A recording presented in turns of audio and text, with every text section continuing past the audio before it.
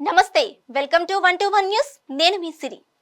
ఒకప్పుడు వీడియో చేయడం అంటే కేవలం ఒక హాబీ కానీ ఇప్పుడు అదే ఒక ప్రొఫెషనల్ అదే ఒక పవర్ ఒక చిన్న మొబైల్ ఫోన్ తో లక్షల మందిని ప్రభావితం చేసే స్థాయికి చేరుకున్న డిజిటల్ క్రియేటర్లు సోషల్ మీడియా ద్వారా తమ మాటలను ప్రపంచానికి వినిపిస్తున్న ఇన్ఫ్లుయెన్సర్లు ఇప్పటి వరకు వీరిని కేవలం యూజర్లుగా మాత్రమే చూసిన ప్రభుత్వం ఇప్పుడు ఒక పెద్ద నిర్ణయం తీసుకుంది డిజిటల్ ప్రపంచాన్ని క్రమబద్ధీకరించడానికి బ్రాడ్కాస్టింగ్ సర్వీసెస్ బిల్లును ముందుకు తీసుకొచ్చింది ఈ బిల్లు అమల్లోకి వస్తే సోషల్ మీడియాలో వీడియోలు చేసే ప్రతి ఒక్కరి జీవితం మారే అవకాశం ఉంది ఎందుకంటే ఇప్పటి వరకు యూట్యూబ్ ఇన్స్టాగ్రామ్లలో వార్తలు సమకాలీన అంశాలపై మాట్లాడేవారు ఇకపై డిజిటల్ న్యూస్ బ్రాడ్కాస్టర్లుగా గుర్తింపు పొందబోతున్నారు అంటే వారికి కూడా టీవీ ఛానల్స్ లాంటి స్థాయి అదే సమయంలో అదే స్థాయి బాధ్యత కూడా ఇక్కడితో ఆగిపోలేదు ఫాలోవర్లు ఎక్కువగా ఉండి ప్రొఫెషనల్ గా కంటెంట్ చేస్తే ఇకపై ప్రభుత్వ నిబంధనల ప్రకారం రిజిస్ట్రేషన్ తప్పనిసరి అవుతుంది అంటే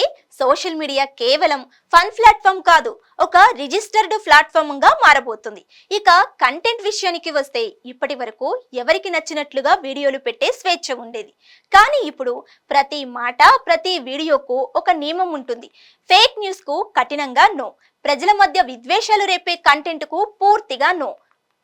ప్రకటనల విషయంలో పారదర్శకత తప్పనిసరి అంటే ప్రతి క్రియేటర్ ఇప్పుడు ఒక బాధ్యత గల మీడియా వ్యక్తిగా మారాల్సిందే అయితే ఈ నియమాలు పాటించకపోతే హెచ్చరికలు జరిమానాలు అంతేకాదు కంటెంట్ తొలగించే ఆదేశాలు కూడా రావచ్చు ఇది కొంతమందికి ఆందోళన కలిగించే విషయమే ఇది క్రియేటర్ల స్వేచ్ఛపై పరిమితులా అనే ప్రశ్నలు కూడా వినిపిస్తున్నాయి కానీ మరోవైపు చూస్తే ఇది ఒక గొప్ప అవకాశంగా కూడా ఎందుకంటే ప్రభుత్వం నేషనల్ క్రియేటర్స్ అవార్డును కూడా ప్రారంభించింది అంటే ఇక కంటెంట్ క్రియేటర్స్ కేవలం ఒక టైం పాస్ కాదు ఒక గౌరవపదమైన వృత్తిగా మారబోతుంది ఇప్పుడు ప్రశ్న ఒక్కటే ఈ కొత్త బిల్లు డిజిటల్ ప్రపంచాన్ని మరింత బాధ్యతాయుతంగా మార్చగలుగుతుందా లేక క్రియేటర్ల స్వేచ్ఛకు అడ్డుకట్ట వేస్తుందా సమాధానం సమయం చెప్తుంది మరి ఈ బిల్లు గురించి మీ అభిప్రాయం ఏమిటి కామెంట్ చేయండి ఇలాంటి మరిన్ని అప్డేట్స్ కోసం మా ఛానల్ను ఫాలో అవ్వండి